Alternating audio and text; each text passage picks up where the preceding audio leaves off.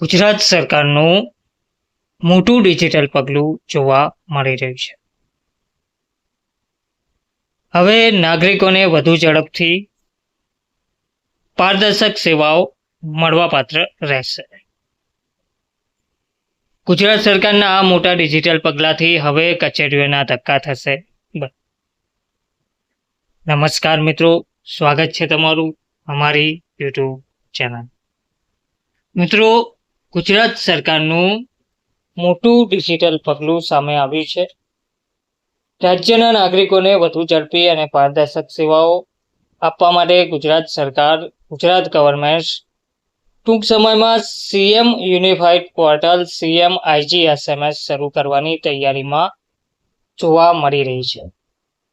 આ નવી ડિજિટલ વ્યવસ્થા રાજ્યના તમામ વિભાગો, બોર્ડ, નિગમો અને સરકારી કચેરીઓને એક જ પ્લેટફોર્મ પર લાવશે.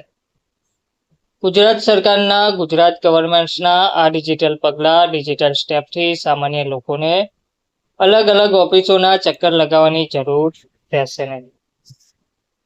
આ ડિજિટલ પગલાંથી સામાન્ય લોકોને વિવિધ ઓફિસોના ધક્કા નહીં ખાવા પડે. સરકારના સૂત્રોના જણાવ્યા અનુસાર આ પોર્ટલ એક સિંગલ વિન્ડો સિસ્ટમ તરીકે કાર્ય કરશે. નાગરિકો હવે મોબાઈલ, વેબસાઇટ અથવા હેલ્પલાઇન નંબર દ્વારા ગમે તે વિભાગ સંબંધિત ફરિયાદ અથવા રજૂઆત સરળતાથી નોંધાવી શકશે. દરેક ફરિયાદને મળશે યુનિક ટ્રેકિંગ નંબર. નવી સિસ્ટમની સૌથી મહત્વની ખાસિયત એ રહેશે કે દરેક ફરિયાદ માટે અલગ યુનિક ટ્રેકિંગ નંબર આપવામાં આવશે, જેના દ્વારા અરજદાર પોતાની ફરિયાદની સ્થિતિ ઓનલાઈન ચેક કરી શકશે.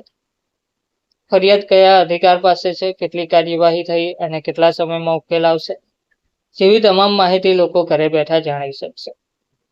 સરકાર દ્વારા દરેક વિભાગમાં ખાસ ફરિયાદ નિવારણ અધિકારીઓની નિમણૂક પણ કરવામાં આવી છે.